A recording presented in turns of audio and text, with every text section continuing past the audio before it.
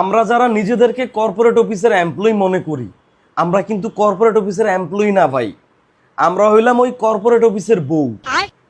এখন আপনার কাছে প্রশ্ন আসতেছে যে আমরা যদি বউ হই এমপ্লয়িরা, তাইলে জামাইকে, আমাকে হাজবেন্ডকে, আমাকে হাজবেন্ড হলো এইচআর, ওই হালায় আমাকে কাগজপত্র দিয়া দলিল কইরা বিয়া কইরা আইনা আমাকে শাশুড়ির কাছে ফালায় রাখছে। এখন আপনি প্রশ্ন করতে পারেন যে আমাকে শাশুড়ি কে? আমাকে শাশুড়ি হলো ম্যানেজার।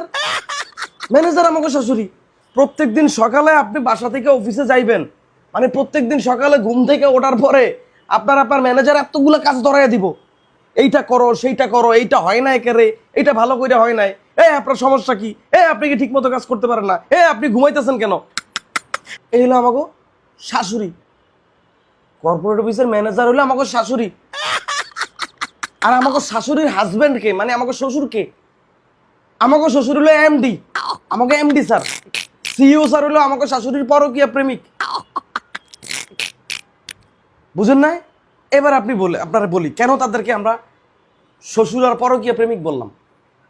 আপনি যখন আপনার শ্বশুরের কাছে গিয়ে বলবেন যে স্যার, ম্যানেজার স্যার না আমারে একটু ঝামেলা করতেছে, বা স্যার আমার না ইনক্রিমেন্ট হইতেছে না স্যার, আপনি যদি আপনার এমডি বা সিইওরে গিয়ে বলেন, সে বলবো যে আমি তো এসব কিছু জানি না, আমি এসব কিছু জানি না ভাই, তুমি গিয়া তোমার শাশুড়ির লগে কথা কও, মানে ম্যানেজারের লগে কথা কও। আপনি যা কিছু করবেন, ছুটি চাইবেন সিইও এমডির কাছে, তারা ছুটি দেওয়ার কোনো অধিকারই নাই, সব ম্যানেজারের। দেখবেন তারা ম্যানেজারের কাছে পাঠাই দিব। আর কোম্পানির যে চেয়ারম্যান, আরে ভাই এরা হইলো ভাই জলস্থি। ভাই জলস্থি চিনেন না? পানির মধ্যে থাকে, এরা জলস্থি।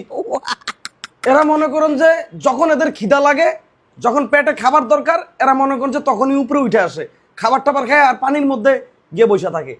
এরা এমন একটা ভাব নেয় ভাই, এরা দুনিয়ার কিচ্ছু জানে না, এরা কিচ্ছু জানার কোনো ক্ষমতাই নেই এদের।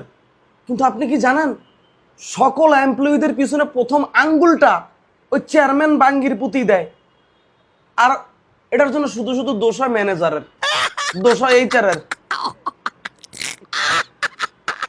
হচ্ছে আমাদের কর্পোরেট অফিসে একটা সংক্ষিপ্ত বিবরণ দিলাম। ধন্যবাদ। ভিডিওটা ভালো লাগলে অবশ্যই শেয়ার করে দিবেন আর আমার একটু ফলো করে রাখবেন। আল্লাহ হাফেজ।